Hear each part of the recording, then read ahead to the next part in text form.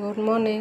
আবারও চলে এসেছি নতুন একটা মিনি ব্লগ নিয়ে। দেখো আজকে হচ্ছে নয়নতারা ফুল ফুটেছে আমাদের একদম পাঁচিলের গায়ে। দেখো ভালো লাগছে, কত সুন্দর, একদম মিশিয়ে আছে সাদা আর পিঙ্ক কালার।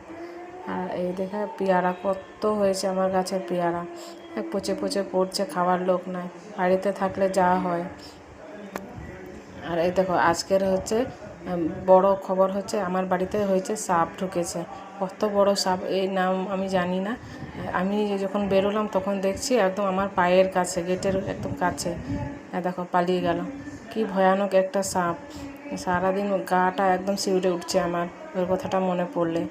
দেখো তারপর আমি ঝাঁট দিয়ে দিচ্ছি, সকালের বাসি কাজগুলো ছেড়ে নেব। তো আমি ঝাঁট দিয়ে তারপর হচ্ছে রান্নাঘরে চলে এলাম।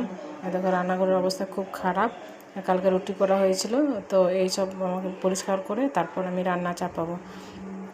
তো আগে এগুলো ধুয়ে নেব, তারপরে হচ্ছে ওভেনটাও পরিষ্কার করে নেব।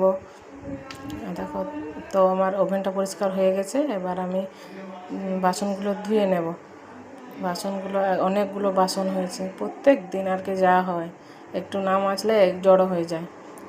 সব ধোয়া হয়ে গেছে, এখন এগুলো একদম সাজিয়ে গুছিয়ে রেখে দেবো। তো এক এক করে সব থালা বাটি যা আছে আমি উপরে তুলে নেব।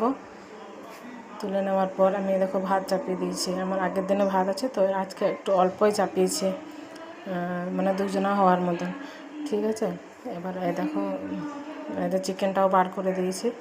তো তারপরে চলে এসেছি আমি কাপড় মিলতে।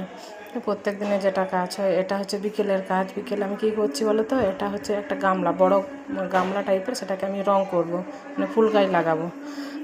তো এখন হচ্ছে আমাদের বাড়ির জাম, দেখো একদম মোটা মোটা জাম, কি টেস্টি আর জুসি খেতে হয়েছে। আমি শুধু শুধু খেতে পারি না, তো লবণ দিয়ে খেয়ে নেব। তারপরে হচ্ছে ছোটো মেয়েটার নখ বড় হয়ে গেছে, ওর নখ কেটে তারপর পরিয়ে টরিয়ে তারপর আমি রাতে রান্না চাপাবো। রান্না কি গরম পড়েছে, রুটি করব না আজকে, ভাতই করব। ওকে পড়াতে আমার অনেকক্ষণ টাইম লাগে।